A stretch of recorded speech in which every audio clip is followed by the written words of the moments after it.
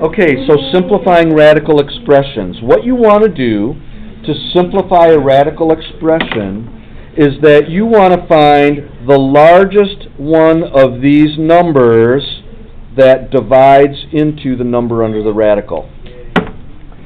So, for example, 18 would be here on the list. Half of 18 is 9, and 9 divides in. So 18 is the same as 9 times 2. And this is the same as the square root of 9 times the square root of 2. And this is plus or minus 3, and you're left with the square root of 2. So that's how you simplify. This next one, 50, always start with half of this. So half of 50 is 25. Is that on the list?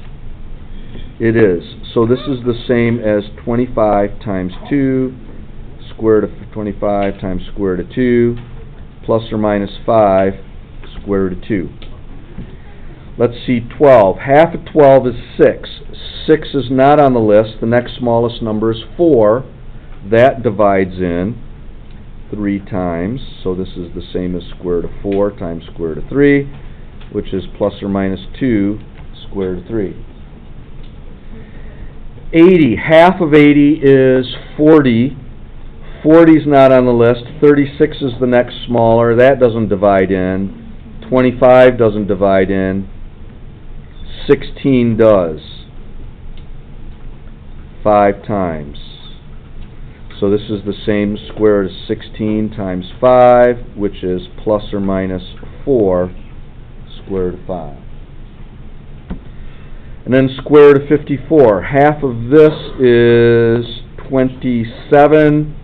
27 is not on the list. 25 doesn't divide in.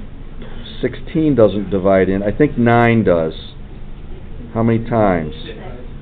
6. So this would be same as square root of 9, square root of 6, plus or minus 3, square root of 6. Yes?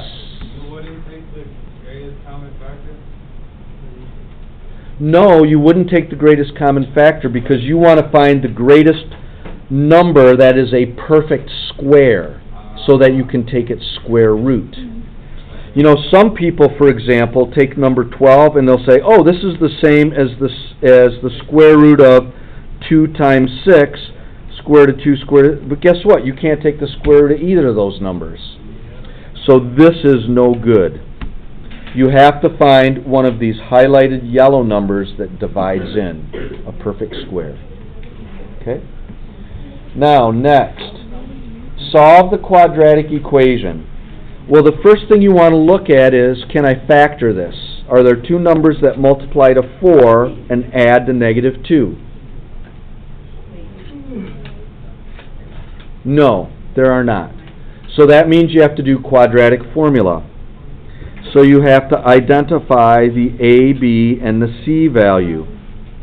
A equals 1, b equals negative 2, c equals 4.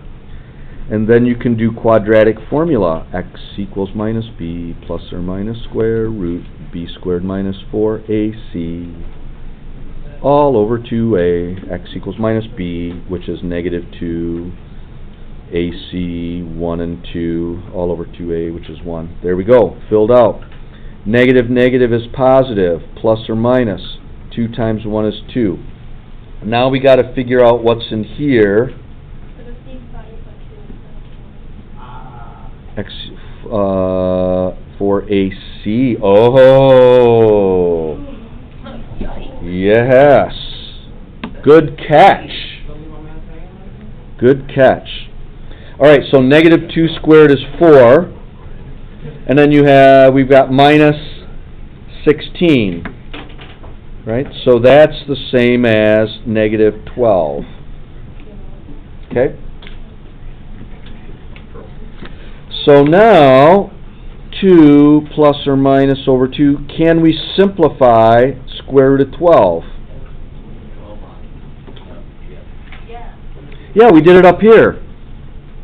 It's the same as 2 square root of 3. What do we do with the negative? I. No, we don't trash it. It's I. Okay, lastly, 2 over 2 is 1. 2 over 2 is 1 times the square root of 3i. So those are the two imaginary roots.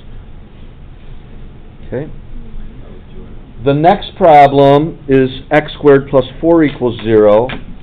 Now, do you see how this is a quadratic, but it's only a binomial? The x term is missing. For these, you don't have to do quadratic formula. You can, but you don't have to. You can subtract 4 from each side, and then you can take the square root of both sides, and you'll get x equals plus or minus the square root of 4 is 2, square root of negative is I. So there we go.